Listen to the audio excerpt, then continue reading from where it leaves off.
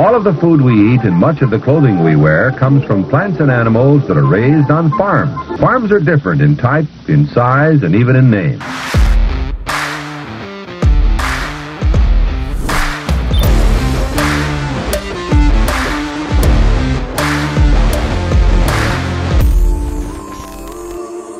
Welcome to Barn Talk.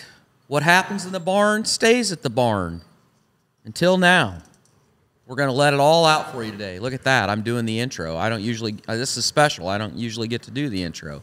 But today, we're going to talk something that's very important to all you farm people out there. We're going to talk about markets. No market update today, but we're going to talk about marketing, grain marketing, and no better person to talk about that than the king cat of Cat's Grain. He is with us today, and he's going to give us the market update. Before we get into it, guys, you know the drill. Pay the fee. If you get any value from the show, if you learned something, and if we made you laugh, share it out with your friends, family, coworkers, team members, employees, whoever. The more you guys share the show, the better guests we can have on, the more content we can create, the better content we create, and it's kind of the ticket to admission to watch or listen to the show. And also leave a review on Spotify or Apple. We're up to almost 700 5-star reviews on Spotify, and we're up to 280, 290 on Apple. So thank you to all that have been doing that, and thank you to all that have been paying the fee. So without further ado, let's get into it. John Greiner, the guru of Cat's Grain, welcome to Barn Talk. Thanks for having me. How's it going? How's it going today? Well, it's been quiet. Corn's down, I think, 9 or 10 cents today. Today's Thursday, so it's the last day of the trading week. Good Friday. There's no markets tomorrow, so it's quiet. When the markets are down, it's typically quiet, and then our quietest time of year would be coming into spring planting. Right. Yeah. So obviously in the fall of the year, everyone's on the combine or whatever. They need a semi, they need a truck, they need a bid, they need to know what's going on, so we're busy. But in planning, you don't need a grain merchandiser, and you sure as hell don't need a semi. So, you know, it's just... So you literally, this is about one of the only times a year that you're ready to cruise into the weekend. April, May, June, like, which is a good time to be slow. Yep. But we don't have any... I mean, there's still grain moving, don't get me wrong, because this time of year we will have end users, your processors, and some hog feeders if they're short bought. They're pushing the bid if they didn't have their needs met. Yep.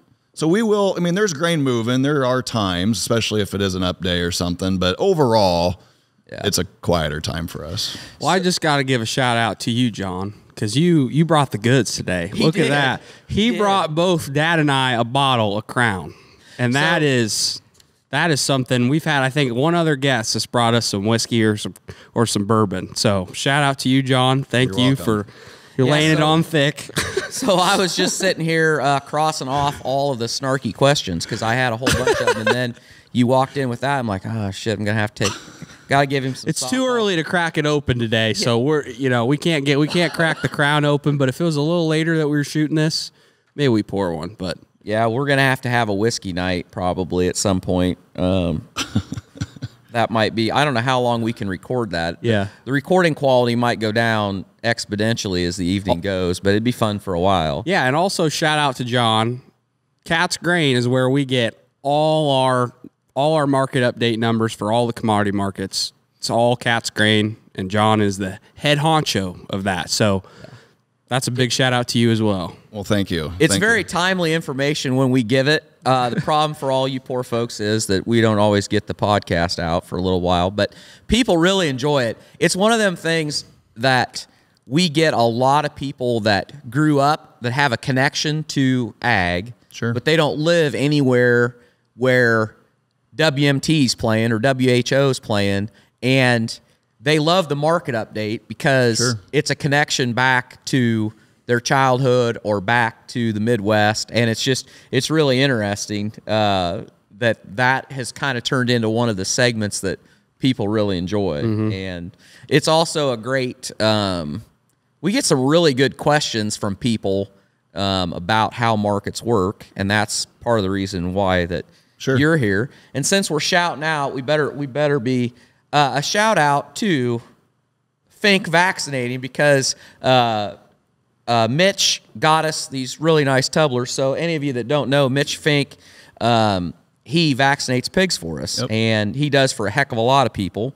And anyway, I told him it's a pretty tall order to get us to give up our this'll do cups, but they're pretty sharp. So we said, all right, we'll give a shout out to you, Mitch. But the markets are kind of in limbo in the fact that we're right at the cusp, or we're right at the end of the growing season in South America as far as the first round goes, and we're just getting started with planning here. So depending on the day, you're never quite sure what's going to drive the market that day. It could be news out of South America as far as they revise the crop, what they got for a crop or what they don't have for a crop, and then what the weather is or isn't here. So it's kind of a limbo period. Yeah, you're exactly right. And what's knocked the markets the last 2 days is both sides are negative. Right. So obviously, if you pull up, like on our website, we have a tab that says NOAA/drought monitor. And on that tab, it's on the left-hand side of the homepage at catsgrain.com. I have links to the 6 to 10 day model, the 8 to 14 day, the 5 to 7 day NOAA precip maps. You can access the European models there. You can, once you click on that link, you can click on the country that you want to see zoomed in on, and then it's one of the parameters, I think they call it. You click on accumulated precip. You can do temperature. But really, today's Thursday. Really, we went into last weekend. The models were kind of cool, wet for the United States. EU model for Brazil was just kind of sketchy on rain. We come into Monday, and it was the 3rd of April, and it's like all of a sudden over a weekend, the U.S. model went above normal temps, below precip. The EU model brought in rain now for Brazil. They're really especially watching Mato Grosso is kind of in the north. Paraná is in the south. Those are the two biggest corn-growing countries. Soybeans, I believe, too. But the safrinha crop is what they call the second corn. And it, you got to understand what's weird in Brazil is like totally opposite here. So 70% of the Brazil corn is grown in what they call this safrinha crop, second corn crop.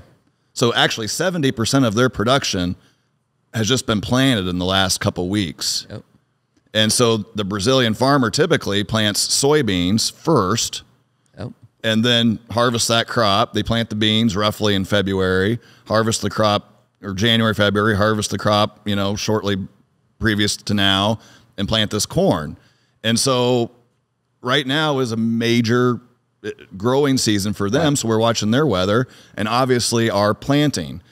And so when you look at the crop insurance dates for really your southern and central corn belt, the first date you're supposed to, well, in order to have replant coverage, the first day is Monday, April 10th. And so, for corn and soybeans both. And so now all of a sudden we come into this week and the markets are looking, it's warm and dry. We might actually be able to plant the first day that you're supposed to, and then that whole week is going to be warm and dry.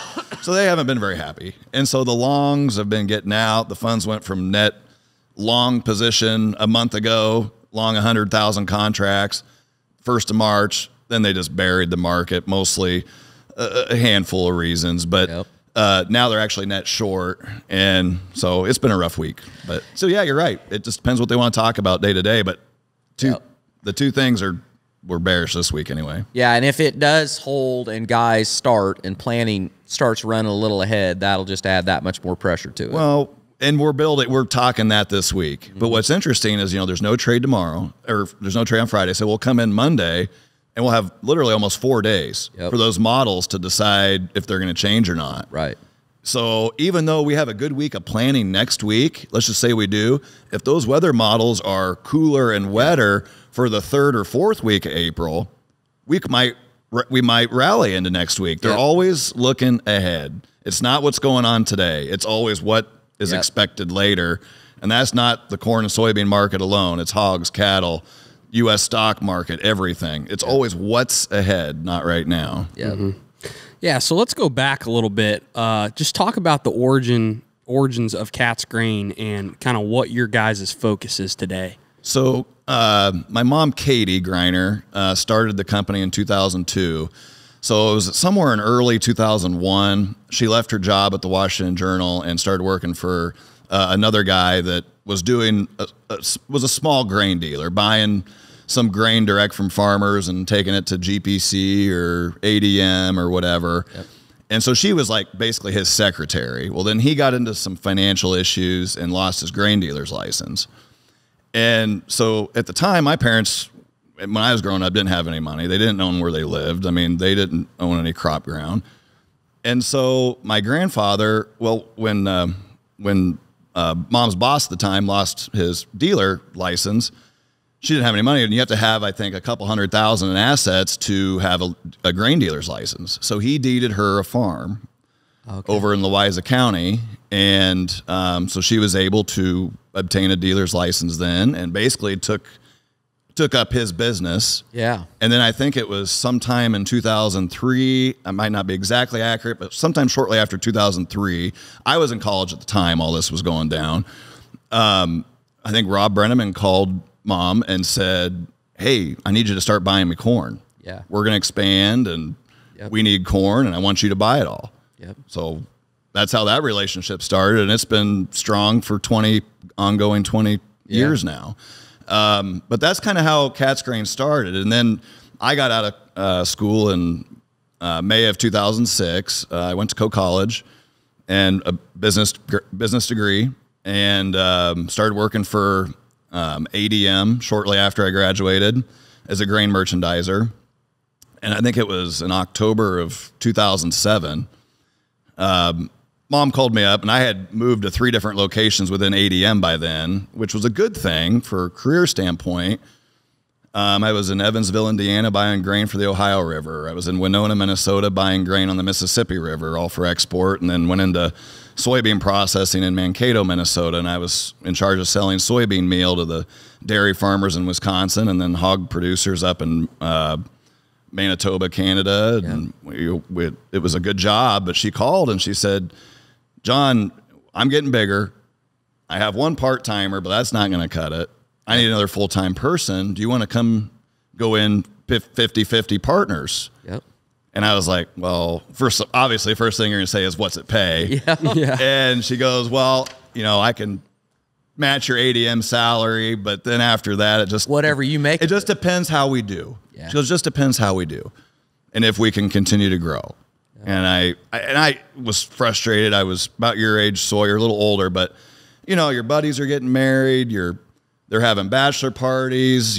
It's stuff you want to go to. Yep. But I'm 6 hours away, maybe 8 hours away, and moving around a lot. It's just frustrating, especially if you're close with your family and your friends back home. So I was like, you know what? Let's do it. Yep. Why not? I want to move back home anyway, and this is a chance to be involved in agriculture and business at the same time. So that's kind of, and we've been at it since. That's awesome. That's an awesome story. And this is one of the best, I don't know, for our basis here, we always talk about it. It's amazing here in Washington County because we got all these hog feeders, and it's a good place to be. Sure. I mean, I think you made a good decision. I think that you came back here, and you're here where a lot of that business is done. So, we'll do a little fun question before we get into the nitty gritty. But you said that your dad, before we came on, he raised hogs back in the 90s, 80s, somewhere in there. Yeah. Were you involved in agriculture at all when you were a kid? Absolutely. Yeah. So Dad had a 40 sow farrowing house. Yep. And then he had sows outside. I don't know exactly how many, but I'd say at least another 40 in an outside building lot. And then he would have done the A-frame thing back when I was much younger. But when I was, old enough to help, say 7, 8 years old through the time I was in 9th grade, he was farrowing, and they would sell feeder pigs though. Yep. So that was the thing. We would combine. My uncles on the Greiner side were involved with farrowing, and we'd combine pigs every week and go to Kelowna and sell feeder pigs on Wednesdays at 10 o'clock, I think, or 10:30. And then if the sale went well, we'd be able to eat in the diner. If it didn't go so well, we were straight back home. But yeah, and then about that mid-90s, by the time I got to be about 9th grade, he converted into a nursery and started custom feeding for Eichelberger at that time and has been since. Yeah, a lot of people, I mean, that's something that's kind of been lost to history, but that Kelowna feeder pig sale, holy Mother Mary, that was one of the biggest hog, whatever you want to say. It was one of the biggest feeder pig sales in the country. It was a big deal. And there's so many guys that raise feeder pigs and so take like Eichelberger's. Oh, yeah. Dave Eichelberger started out selling feeder pigs to the Kelowna sale barn. And at that time, what's crazy about it is today you wouldn't even think about doing that. But at that time, everybody loaded up all these feeder pigs. You took them to the sale barn, unloaded them. They put them all in there, and but we didn't have the disease that we have today, and nobody thought about it. You would literally go to the guys that were finishing pigs, would go to the sale barn, buy a lot of pigs, load them up, take them home, finish them.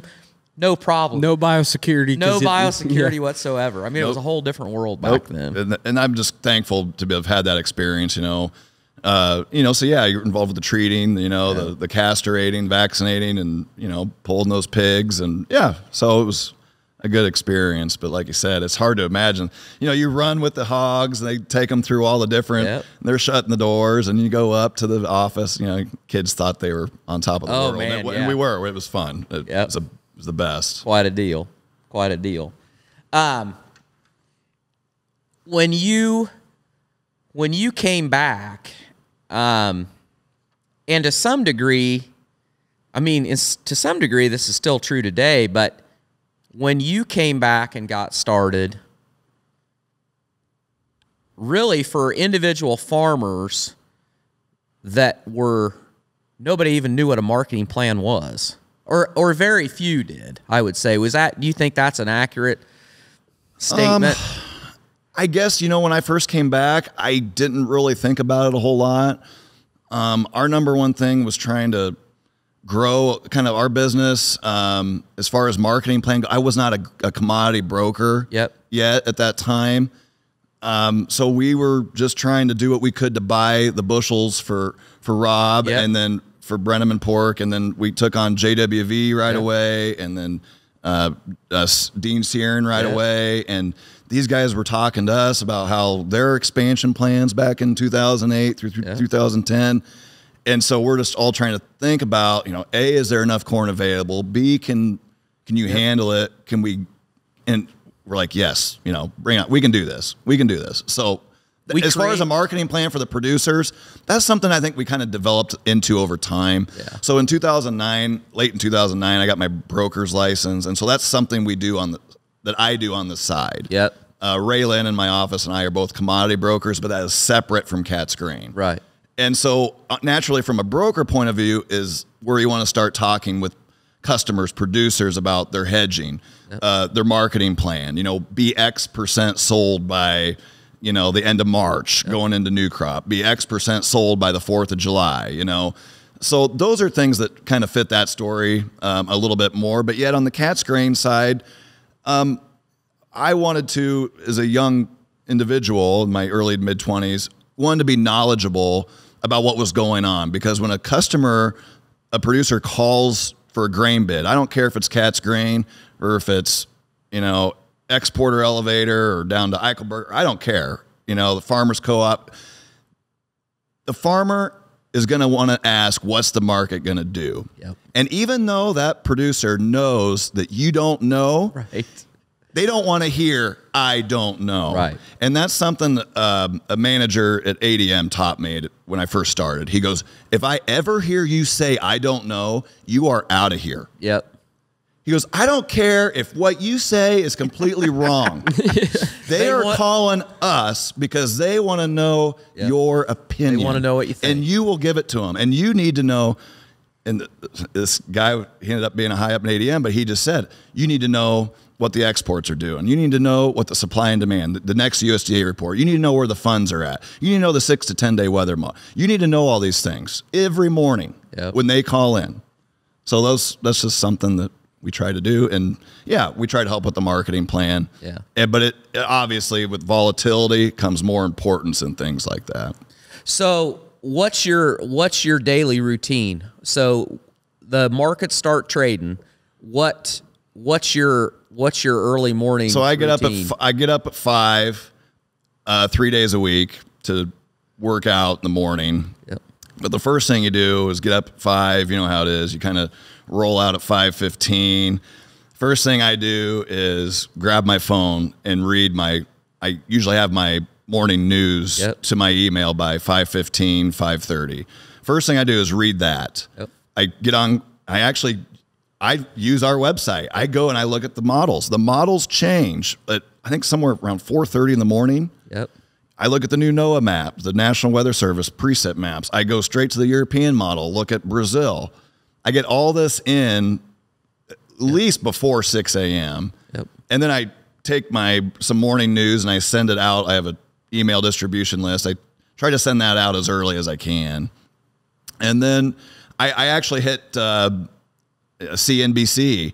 I'm not a liberal news guy, but I am a conservative, but I believe that they try to run as even keel of a financial market news service as they can. Yeah. And I respect them and the people they have on the morning. I like to watch Squawk Box. Yep. Even though it's not ag markets. Yep. You know, I hate to say it, but money flow. Right. By the funds, the money managers, the big dogs, and running these hedge funds, that's what makes corn, soybeans, hogs, cattle go too high or give us good prices. Yep. And when they decide to move that money out to back into equities or bonds or whatever, that stuff affects us. Yep. And so I like following the financial news, and it also gives you. I like in the evenings play with the kids a little bit when it is time to wind down. I love watching Mad Money. I don't watch it every day, but I record it with Jim Cramer. And what I learned from him, and again, it's not about trading individual stocks. What he gave me for the corn and soybean and commodity markets is just the psychology. Yep. Knowing that it doesn't matter what's happening today or tomorrow or even the next day. Yep. It's what they are looking out ahead. Yep. And the psychology of things. So if I don't care what market it is, if it goes up for 5-6 straight days, we better have some new news. Yep. We better have some new news, because otherwise it's built in. Yep. Built in, is something that you got to learn. So I don't know. You just get the news, try to send it out, and be ready. And the financial markets are very prone to herd mentality also, because when a trend starts, people pile on. And usually by the time the last person's piling on, the smartest person in the herd is like looking around going, I can make some money. It's time to get out of this and go to the next thing. Right. And then it's a self-fulfilling prophecy. Right. And that mentality plays a lot into what we see. So your mornings is pretty much I'm going to get all the answers to the future questions I'm about to get phone calls on today. Well, then after that, then the phone calls start coming in. Breakfast for the kids, get them to school. Then 8 o'clock's like the opening bell. It's like the market opens at 8:30, but you have people that call every day, which is great. And then you got people that are only going to call when they already know they want to sell. Yep. But then you got in between, you have a nice mixed bag, and at Cat's Grain, our goal is to get you the best price for your corn, period. Yep. And then that depends on where you are logistically. And that's why Southeast Iowa is the best place to raise corn and soybeans, is because we are within a trucking distance to so many different types of end users. Yep. In the corn industry, we've got to be in the number one best place to be, because we're 60 miles from corn processing to the north, corn processing to the east, corn processing to the Eddyville in the west. You got ethanol at West Burlington. You got ethanol in Cedar Rapids. then you got so you got your ethanol, you got your corn processing. Obviously, we do have export markets in Muscatine and You got the Burlington river if you need it. But the next biggest thing, obviously, is pork production, feed use, and you can't beat Washington County for that, Keokuk County, so here we are. And so the farmer, granted, you can look on our website and see all these things, but we have a lot of producers that don't want to look at their web. They just want to call us and say, hey, what can I get? Where's my best bid? Some don't have their own trucks. And so, we know logistically, if you're in Williamsburg or Sigourney or this way, that way, I would say what it's going to take cents per bushel to get from point A to point B. And I guess, makes it fun. Hey, real quick, we got to take a little break because I got to tell you something real important. If you guys aren't watching our This Will Do Farm YouTube channel, you're missing out. It's just like this, only shorter and on the farm. Definitely go check it out if you haven't subscribed yet. Give us a like, give us a comment, let us know you came from Barn Talk.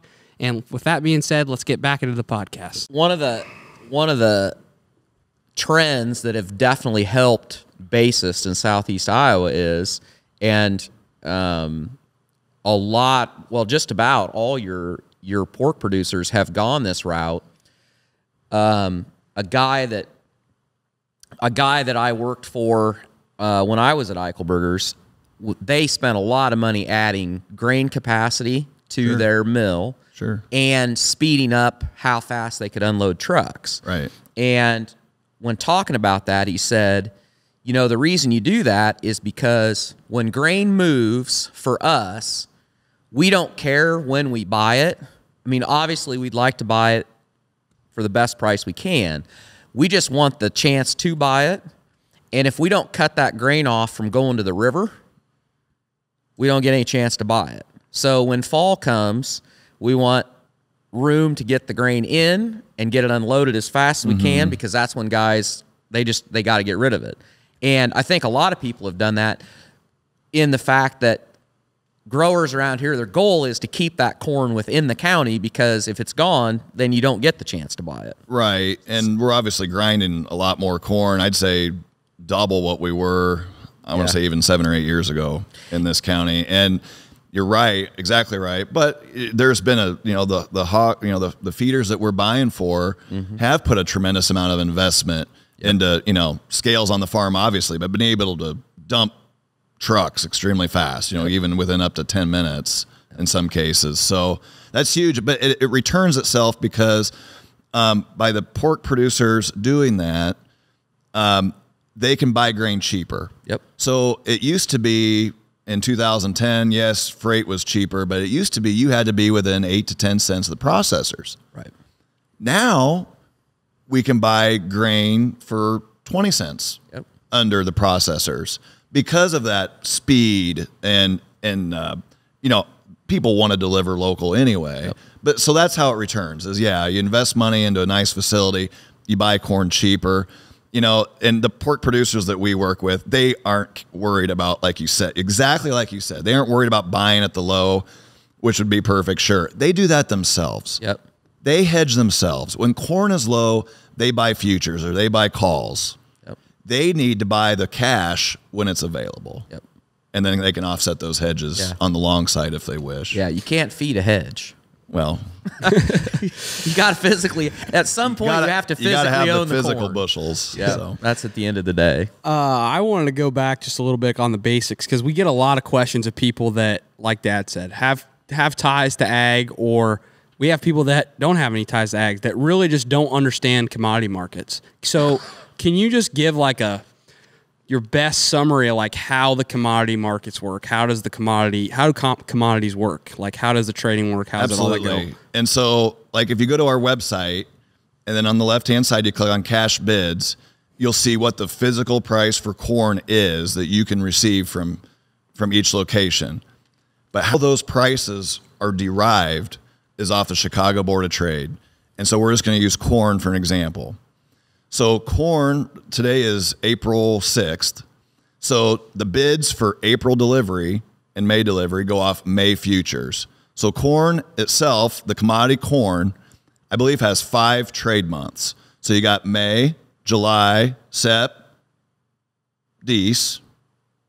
Yeah, you got May, July, September. Sep, Dece. And then March. Yep. So we got 5. So those trade every day on the Chicago Board of Trade. And right now, May futures on the Chicago Board of Trade are at 650. Well, the cash price, say at Brenneman Pork, is 660. So that difference, the Brenneman Pork price of 660 and the Chicago Board of Trade May futures, which is the nearby month, 650, is a 10-cent difference. That 10-cent difference is called the basis.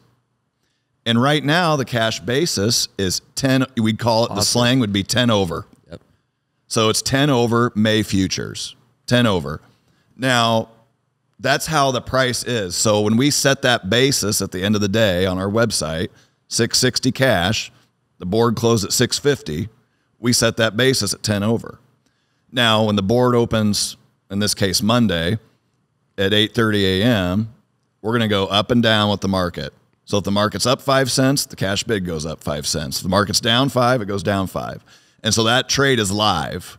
Even though it doesn't update live on our cash bid page, you just need to go to the home page and see what the market's doing and take plus or take minus.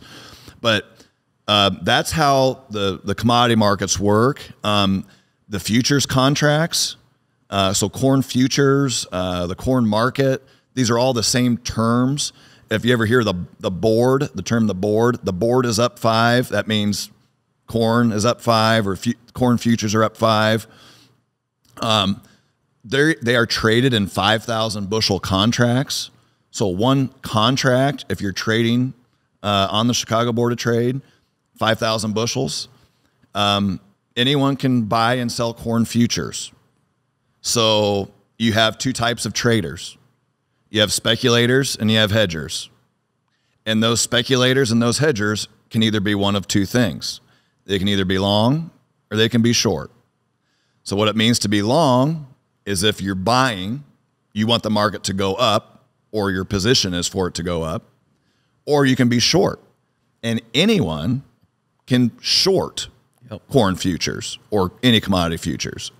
So even though, like, let's just say one of my buddies, let's just call him Mike. My buddy Mike, he works at a bank, has absolutely nothing to do with farming. But let's just say him being around John, and John says, Yep.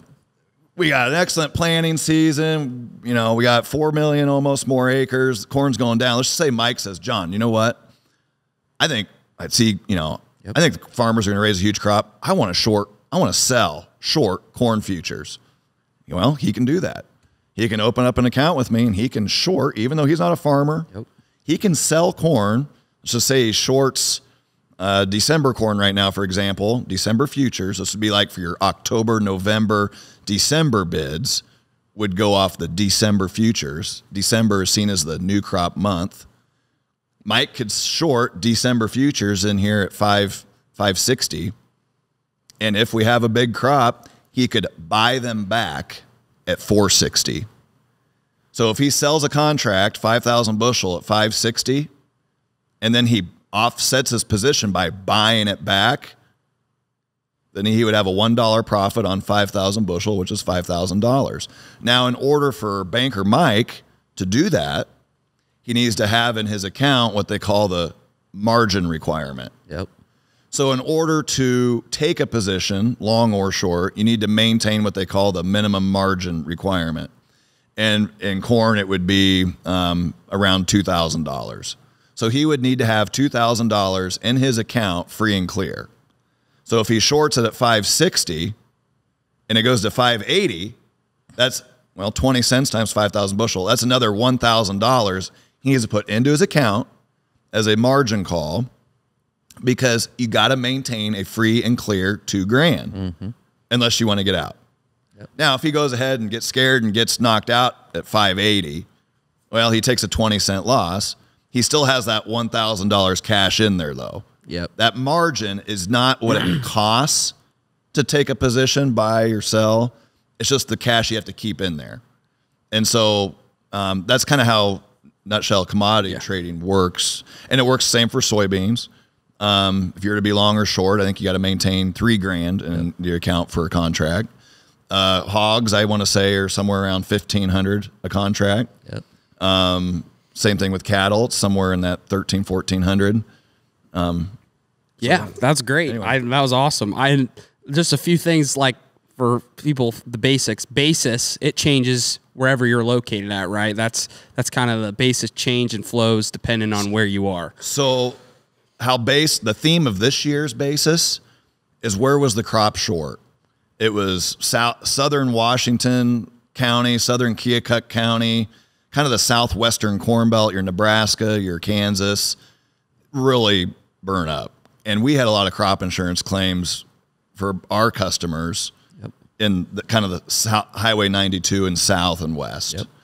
And so what's going on is these there's a lot of cattle feeders in your Kansas, Nebraska. There's no corn. And so they're having to export, basically import it from Iowa, Illinois, Minnesota via rail. The basis becomes the transportation cost to get it to come to them. Right. And so right now you literally have a basis. I don't have the exact figure, but where we got Eddyville kind of in our western market for our draw area, paying 35 over May futures for cash. Yep. Kansas City rail, I want to say at one time it was $2 over. So corn in Kansas City is worth $2 over May futures. So you got your rail freight built in there, obviously. And so all the hot basis is in the Southwest Corn Belt. Well, so Eddyville has to pay up a stronger basis. But yet, where was the good crops? Cedar Rapids, Muscatine, and North, they're buying corn at under the board. Yeah. Because producers over by Muscatine and Cedar Rapids aren't going to truck corn all the way to Eddyville. Right. I mean, they just aren't. So it's a weird year. And, and historically this time, corn this year's flowing west for us. Historically, the best basis is in like your Cedar Rapids, your Muscatine, and corn flows Towards east. the river. Yes, exactly. Yep. But it's not a typical year. No. So, or last year was not. And then so future prices are all based off of what is going on the landscape of what's going on in South America and the conditions here in our United States. All those markets, all those futures are based off of kind of what's happening, what's looking ahead, right? That's how the Absolutely price. right. Okay. Supply and demand. And basis runs on what's happening on the ground where you're at. Yep. Exactly right. A more localized supply is what drives the basis. Yep. And so like right now we have an over-the-board basis, which is not typical. Yep. But if you look out to like the new crop bids on our cash bids page, you'll see October 30 under. January of 2024, 20 under. Well, why? We're not short out there yet. Yeah. Maybe we will be, maybe we won't be. But the end user is not going to pay option, which means zero basis, or 10 over for those deferred months because we're not short yet. Yeah. So, the Board of Trade says that new crop corn is worth $5.60. That's what December futures are. And then us as buyers can say, well, okay, it's $5.60 on December futures, but in our opinion, it's only worth $5.30. Yeah. So we put a 30 under basis. Right. And so I'm in an interesting spot. So like Cat's Grain wants to get, number one goal and always will be, to get the corn producer the best price for his corn. That's never going to change. Right. But on the same side, we are originating corn for the pork producer. Yep. So we want everyone to, we want all business to thrive, obviously, in Washington, Keokuk counties, Loiza County, whatever, Johnson counties. So yes, we are trying to set that basis as cheap as possible for the pork producer, but still we have to originate those needs. Yeah. You got to wear two hats. We just need to do the best we can. And everyone does, and the corn producers out here, they want the hog guys to stay in 100%. business. 100%. So and everyone's on an even keel. It's just that we get to see it, which is fun. It's awesome. So can you explain to people that might be confused on like what you do individually as a broker and what Cat's Grain does as a grain buyer? What are the differences there? So Cat's Grain is going to buy the physical corn. So Sawyer, if you call me and say, John, what can I get for corn for May delivery? I'm going to look at all the bids, and I'm going to say, looks to me like I can probably get you the best bid going to, let's just even say you're in Western Washington. Let's say you're over by Kyoto. You can probably get better bid going to Eddyville.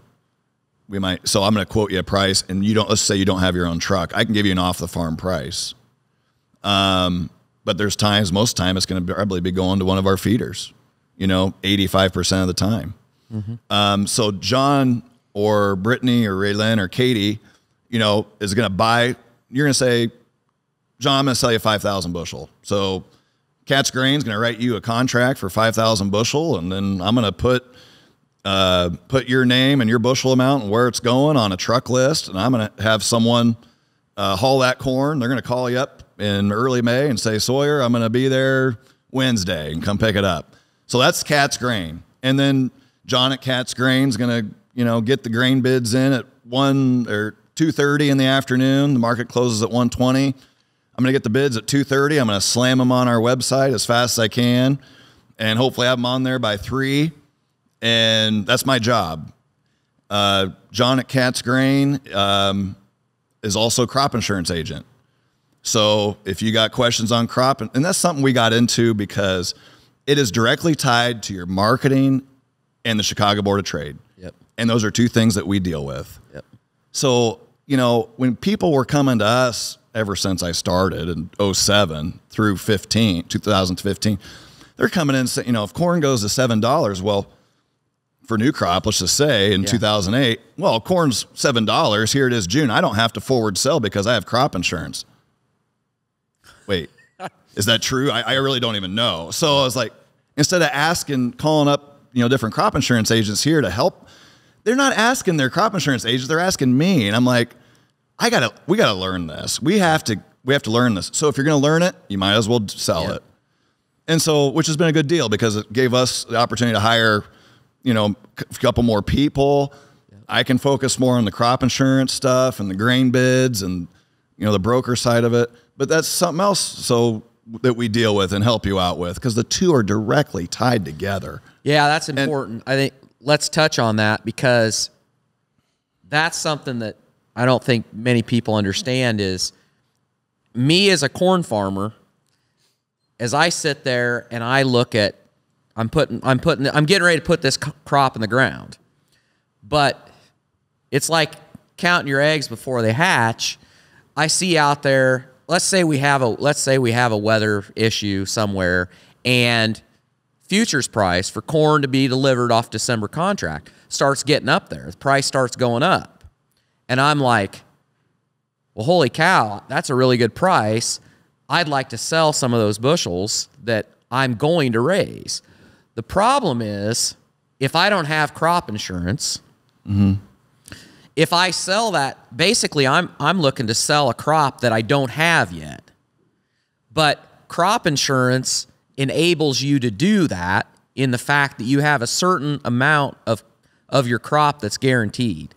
Explain to people how that works as far as... Sure, absolutely. So, and that's a very, very excellent point to bring up and question. So the spring price, which is the average close of December futures over the month of February.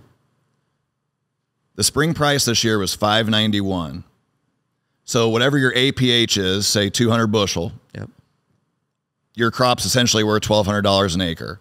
Now, the most popular form of crop insurance is called RP or revenue protection. So you could choose to take out, insure a percentage of that revenue, of that $1,200 an acre revenue. Now, and the most popular, I would just say, is anywhere from 70 to 80%. Okay. Now, what is going to, let's just say, like you said, let's just say December corn goes to $7 here right before the 4th of July. We haven't had any rain, April, May, and June. June turns out to be 100 degrees. Deese goes to $7, and you say, man, I'd really like to sell some $7 corn. You know what? I'd like to sell 100 bushel to the acre of $7 corn. How is my RP, my revenue policy, going to cover me if I don't have those bushels? And it's extremely simple. with RP or revenue protection, your insurance guarantee, you get the higher of either the spring price, $591, or the fall price, which would be the close of December futures in October. Well, you're not going to know if you produce that corn until October. Right. So you're not going to have to buy out of that contract until October. So if December corn, the average in October is $8, well, yeah, if you got to pay $8 to buy out of a $7 contract, that's fine. Yep. But your revenue just went from 200 bushel the acre, your revenue guarantee, 200 bushel times $8, which is $1,600. And so if you insured 80% of that, you're going to have a higher indemnity Right. to cover that price difference. Yeah. So that's why in the heart of marketing, May, June, July, and if the market goes up and you want to get aggressive up to your insurance guarantee, that's how you have the safe, go to bed at night knowing that if I have to buy out at $8 in October, my indemnity, Right. my revenue guarantee is going to match that higher price. So really, they go hand in hand.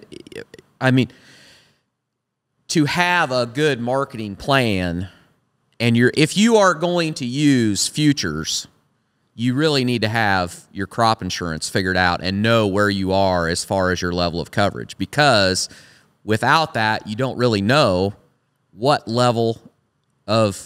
percentage of your crop you can sell and be covered without that. So that's a really important piece. And I don't know, today it gets talked about. I mean, the amount of articles written and news stories put out on ag radio about marketing plan. I mean, it's everywhere, but it's surprising how many people still don't have one. Well, but what's interesting, it's amazing how many people, throw out there, do this, do that. We know, they don't. Do this, follow us. They don't know anything. Follow us, pay us, follow us. Yep. No one knows. Right. What I tell people is know one thing. Know your profit and loss. Yep. Know your break even. Yep. Know your input costs. As long as you know your input costs to a T, then, and you always figure an APH. Yep. That's the only reason you carry crop insurance. So market your APH. Always use your average yield. Yep. So if your APH is 200 bushel, and you know what? And if you get to the point where you can get 570 cash for new crop, and you look at your costs per acre, and you can make $250 to make, clear $200 an acre, $250, and if that's a 25% return on investment, you probably need to be marketing some grain. Yep. Now, there is no Bible that says follow us this way. Yep. It needs to because everyone's different. If Sawyer's paying $300 cash rent, but someone over here has their own ground paid for, that makes it a little bit more difficult. So someone over here probably needs to buy up a little bit more insurance. He might need to, let's just say he does sell some corn ahead for break, or a little bit under break even. That's when he probably needs to come in and maybe cover that with a call option, so he can at least leave the window of profitability open. Yep. But yet he can't afford to take a big loss either. Right. So everyone's in a different situation. Everyone's got different yield histories, but it's no different marketing corn or soybeans, hogs, cattle. If you have a good ROI, return on investment, one that you can live with, I don't care if it's 10%, 25%, you need to ignore the talking heads, ignore what you hear on the radio, Ag Plus, Talk, whatever. I don't care if they say corn's going to the moon. You market some grain. Yep. And it's all about just a step-up basis. Yep. Just try to step up your basis every time. Yep. Here we are. We're coming into the 23 crop. Yeah, I think guys should have 25% sold ahead. But if it's not at a profitable level at an APH, then if you're going to make some sales, get to that level, then I would cover it with some calls maybe. Because bottom line, no one knows. Right. You know, we all know that if corn goes to 450 this fall, there's going to be someone that comes out and says, I told you to sell it all at 550. 100%. So it's like everyone has to have their own opinion. It is basically my grain marketing opinion. But I do market grain for people. I have a separate LLC that I have set up. I do handle their bushels and make the cash sales for them. Just done. I need to know I like to know what your input costs are. I need to know how much on the farm storage you have, etc. But that's how I do. And I try to always make those sales in overbought markets. What's an overbought market? Well, you can pull up a chart on our website where the futures prices are on our homepage, and you can click on an indicator called stochastics. And slow stochastics is a mathematical equation where it's a little line that goes up and down. And anytime those two lines, one's 3-day and one's 14-day, basically it just gauges the amount of days in a set amount of time that we've been up versus down. And anytime those lines get up above 80, both lines, that means the market's overbought. That means you've heard the term sell signal. Yep. So like when you have ag services out here saying we're in a sell signal, all you're paying for is for someone to come out here and tell you the market has been up more days than down, and that we might need more bullish news to keep going. But it's just a good indicator anytime we're overbought to make a small incremental sale. You don't want to just, sell 25% all in one day. You want to make lots of little sales, and then try to step up your basis or your prices from there.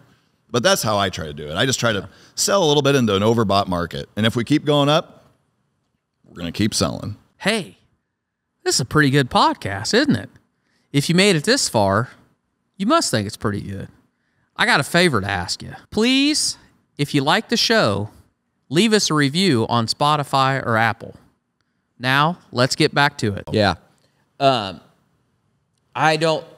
This might be a more difficult question to have answered, but we'll see whether we can get through it. Another thing that has become, I think, more popular, and maybe people's comfort level has gotten better with it, is traditionally farmers, we get this crop and we sell what we have to sell, so we need money, and then we put it in the bin and we sit on it. But if you're in a situation where, and people that are buying grain historically, they sit there because they know come March, every farmer out there needs money. So they're going to have to sell stuff. Bills are coming. The bills are coming, and they know it. And so you've had this back and forth of, what that bid's going to be. Nobody likes to be pushed to have to sell.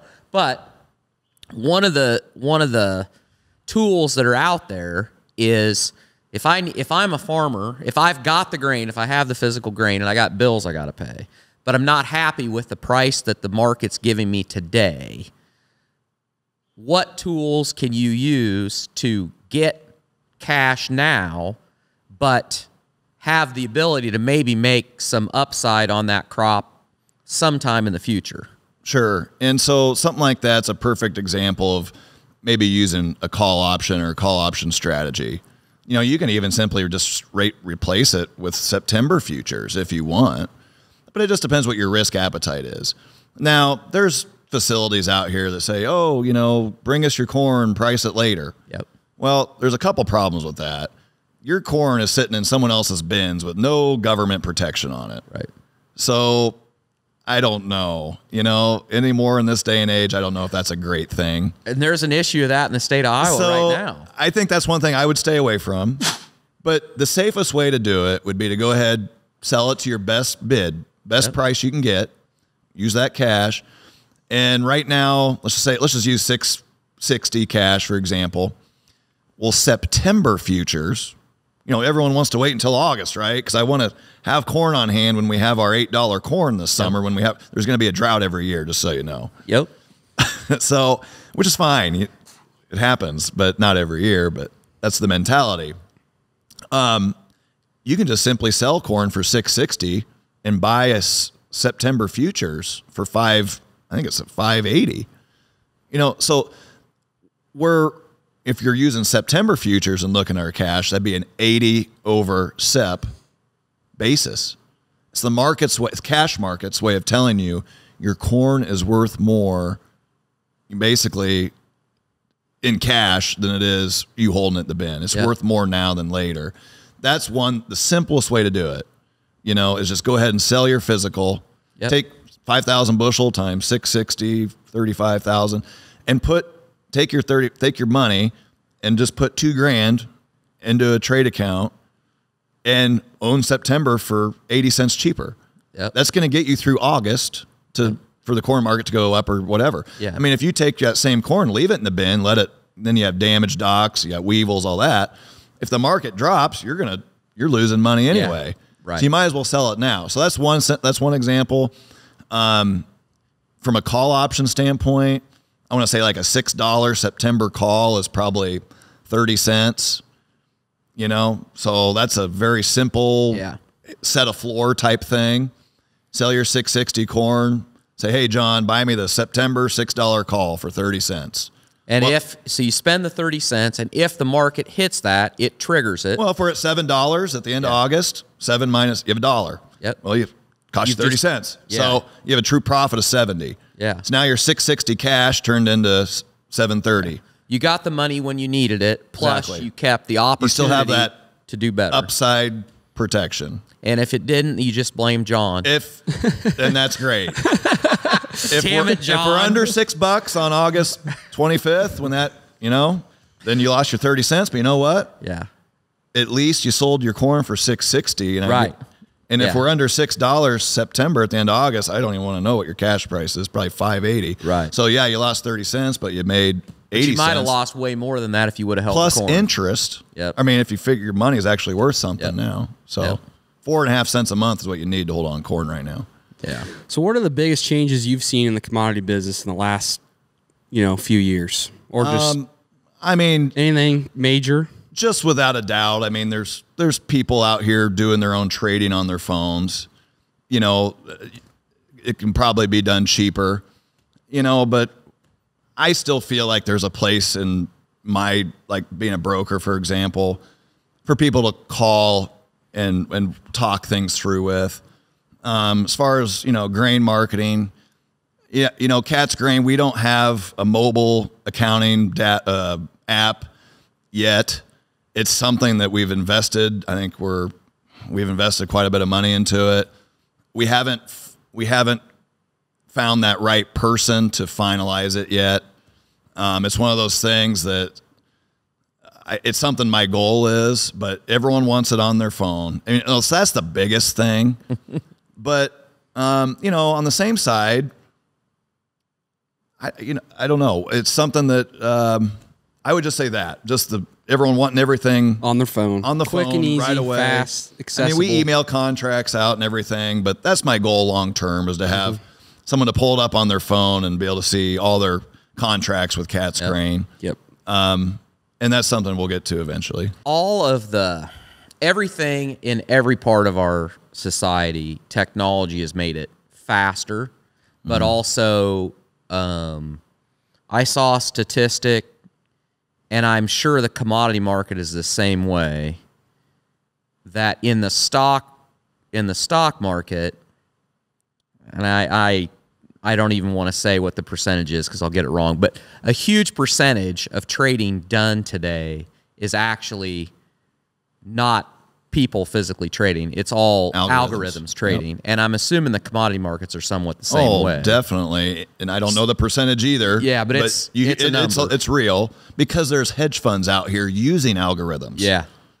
So is that, or has that, in your opinion, has that speed of having information available, but also the technology of these algorithms trading, has that given us as producers more opportunity or less opportunity? Or do you think it doesn't really change anything? I'm going to answer this honestly as more.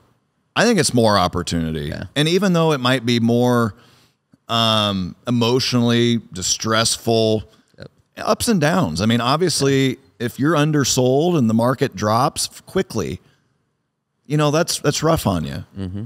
But it works the same way. What if you forward sold and the market, let's say December corn goes up 60, 70 cents in a matter of 48 hours? That's rough on you too. Yeah. But as long as you don't panic, I don't care what market in, never panic. Have a level head. Take a deep breath. And, you know, let's just say you're 40% sold on new crop around this 560 area. And in 30 days, we're at 660. Don't panic. Yep. Don't panic. How is this opportunistic for you? Yep. Maybe I can go ahead and get up to 70% sold or hedged. Yep. And up that 560 up to, you know, now all of a sudden I'm at $6 average or something, 6.10. You know, hey, I'm going to farm again next year. I'm going to be okay. Yeah, you'll never, you know, a lot of people have said this a million different ways, but you'll never go broke making a profit. And to be, a lot of people get upset at the profit they could have made. We all are that way. You know, it doesn't matter what we sell for, even if it's profitable. We worry an awful lot about what we could have had. Discipline. Yep. Maintain discipline. Never look back. Learn maybe from a mistake, but never look back. Yeah. I mean, in a mistake, you never make a mistake making, you know, if you know your bottom line and you sold for at a profitable level, that was not a mistake. Right. So we just got to, you know, you can't look backwards. You know, if you always look back, you're going to run into something or fall in a hole. What's the most common mistake people make in marketing their crop? I would say getting too emotional. I don't think there's a finance. I mean, sure, if someone panic, say the market drops, say corn drops $1 here between now and fall, very possible. Now let's just say someone say we're in an oversold, probably a buy signal, but someone says, you know what, we're at 4. People are always the most bearish at the low and the most bullish at the high. Mm-hmm. Always. Yep. I don't care what market you're in. That would be a financial mistake, is if you just throw in the towel in an oversold market in the fall of the year. I'm not re-owning it, not doing anything. I'm done. That would be a marketing mistake. But was that your question? I guess. No, yeah, that's great. No, that's great. But you would know. I mean, that's just don't get to it. That would be a marketing mistake, but just don't let your emotions get a hold of you. Yeah. Just always be out here producing corn, producing soybeans, producing livestock, and make incremental sales at a profitable level, and just do not look back, and always look for the next opportunity. Yeah. What do you think, in your crystal ball, what do you think is the biggest unknown out there going in for this year's crop as we look to fall? It's obviously weather. I mean, demand's going to be there. You know, we need our corn syrup, our starches. We need hog feed. You know, there's countries out there that need our corn. I mean, usage is really not. Yeah, it can go up and it can go down, but number one unknown would be supply. Yep. And that's our planting weather. It's not even, you know, it really comes down to, do we get a last half July and a first half August rain? Yep. It's that simple. Do we get one or do we not? I'm more worried about in southeast Iowa. The last 3 years have taught me that I'm more worried about having too much rain instead of not. Yeah, that seems to be the. I see. I don't know. That's a big difference, man. I live in southwestern Washington County, where it's like people curse everyone north of town in the flat black dirt, and it's like.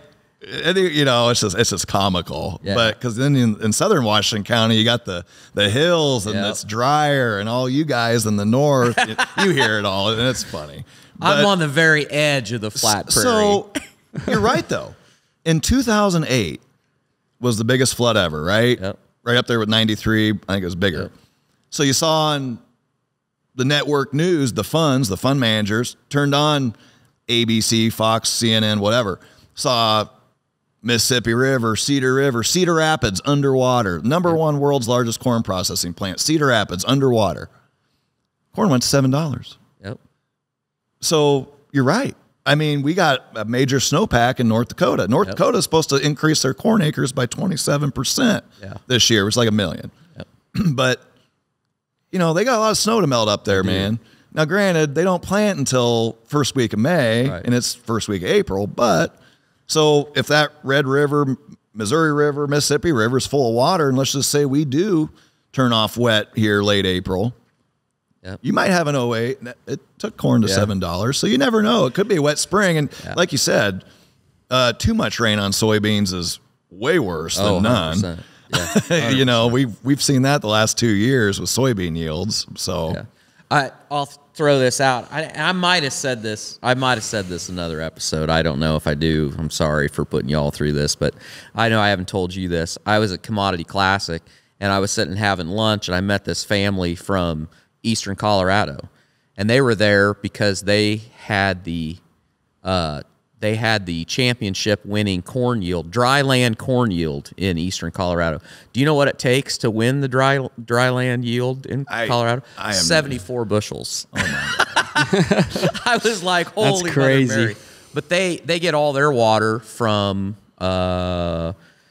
is it irrigated out there? Yeah. So but last year, their irrigated land, they were limited to 6 inches of water is all they got. So their irrigated land wasn't a whole lot better than their dry land. But anyway, it's just amazing. You know, we are, to say that we're blessed to be where we are, you have no idea. And what's interesting is, like, we just had the acreage report there March 31st. And I think I have this on my comments, maybe not, but it did anyway one time. But there's corn grown in every single state of the United States. I guess the only one they don't have registered, well, they do. They got every single state on here except Hawaii and Alaska. Yeah. But every single state has corn in it. That's crazy. Yeah, you don't even think about it. Yeah. So Wyoming's down 10% this year on corn, I guess. But good place to be at. State of Washington, they're up 23%. They're going. Yeah. Okay, here's one that might be a little out of left field. A lot of talk lately about how we're going to trade, whether we're going to keep using the dollar to trade oil, and people talking about the BRICS, Brazil, what is it? Brazil, Russia, India, China pact. Do you see if the idea of using a different denomination to trade around the world, do you see that affecting commodities at all? Honestly, I feel like it's a little bit over my head. Yeah. My first instinct was saying no. Yeah, I don't see how that's going to. I don't see or foresee the dollar. This sounds to me like a political play against the United States and NATO. Yeah, a lot of people I've talked to, that gets a lot of play, but the problem is, anytime the Chinese have opened their financial markets, anybody in China has tried to get their money out. And so that tends to be a problem if you're trying to replace the dollar. The world's got a lot bigger things to worry about than headlines like that. 100%. Personally, I thought maybe you were going to go to Bitcoin or something like that, and we're going to use Bitcoin, but I don't. Whatever. Whatever. I don't. There's a lot of uncertainty. And the thing is, for whatever reason, and I don't know why we're prone to this, but we all are,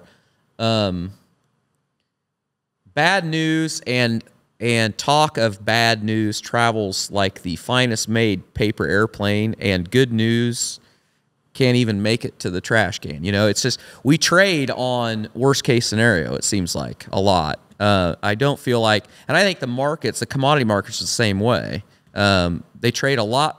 I feel like all markets. It bad depends, news, though. Yeah. I mean, remember, in COVID is when we started this last bull market.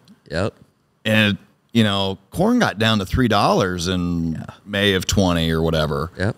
But I'll tell you what, it didn't take very long, and it was sniffing going. 5, and it was like, guys, we're selling at 480.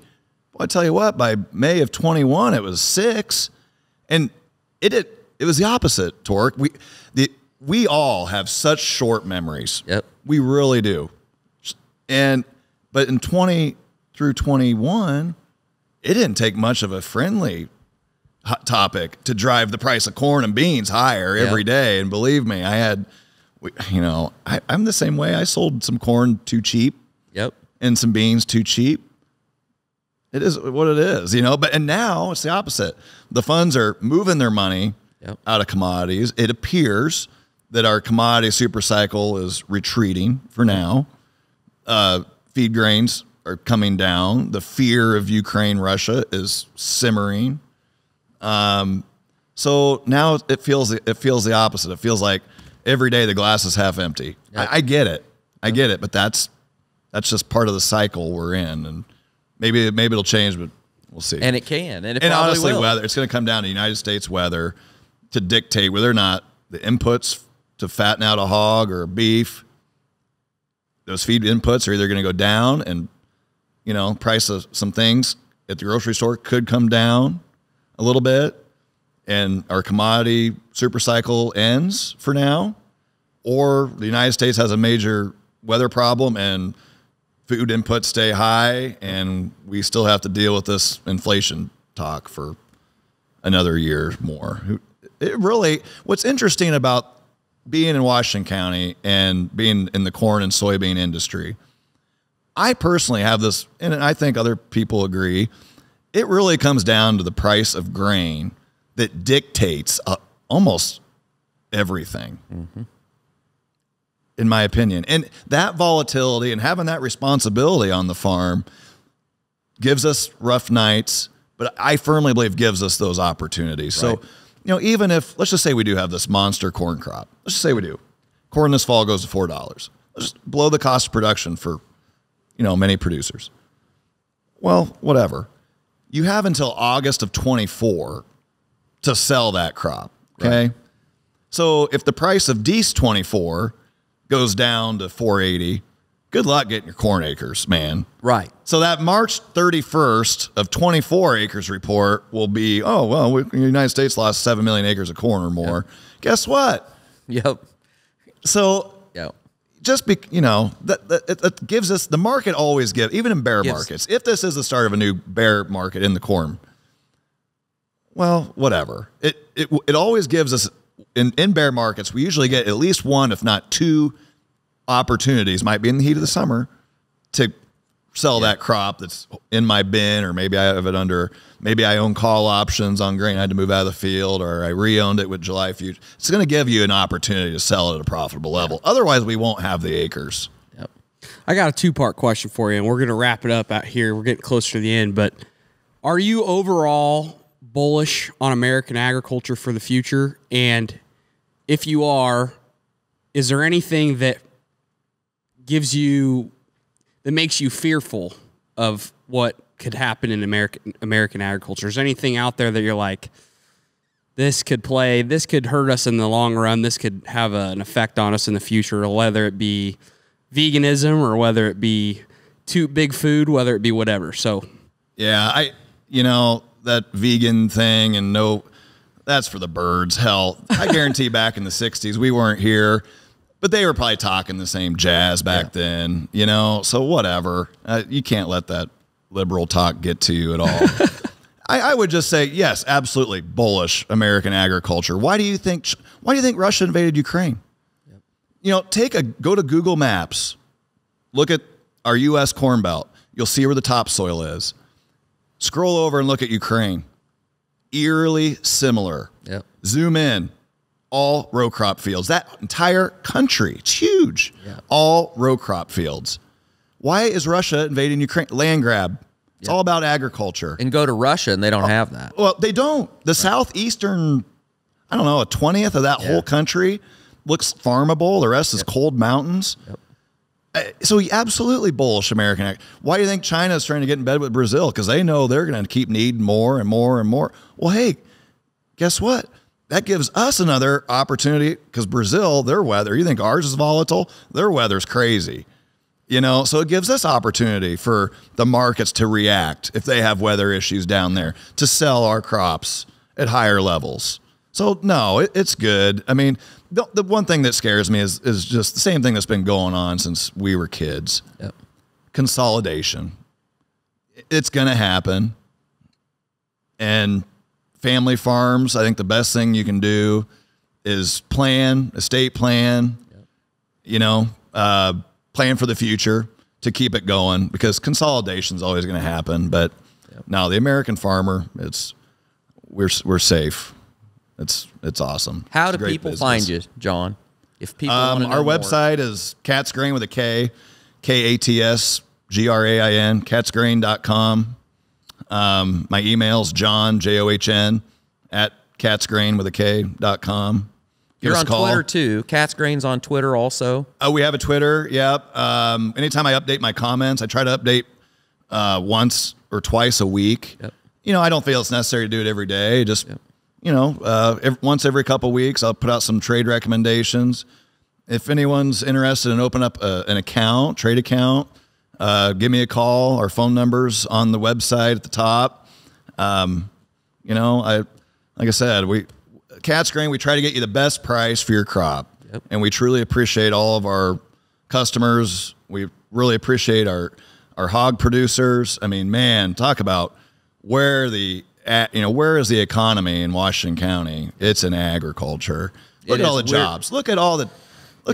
Everyone you talk to works for, a pork producer, or drives a truck, or a feed truck, or a field man, or raisin, or it's just. We've discussed this, I don't know, probably too many times, but it's awesome. There is no greater driver of economic development in where we are, Southeast Iowa, than production agriculture and livestock production. I mean, it literally has kept this small town thriving. Yeah, I mean 100%.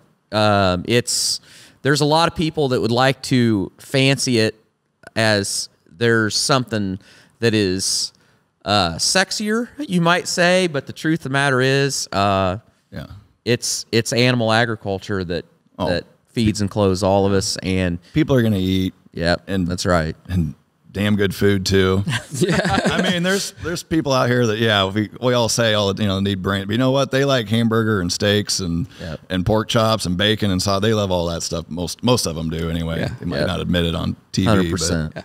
Well, John, we really appreciate it. We appreciate you coming on. We appreciate the weekly market updates that you provide us through your website, and we appreciate the crown. It was an absolute pleasure talking with you today. Yep, and thank you. Be sure to go and check out catsgrain.com. If you guys got any interest in opening up an account, reach out to John. We really appreciate you guys tuning into this episode. Pay the fee, share it out with your friends, family. Leave a review on Spotify or Apple, and we'll see you back here next week for another episode.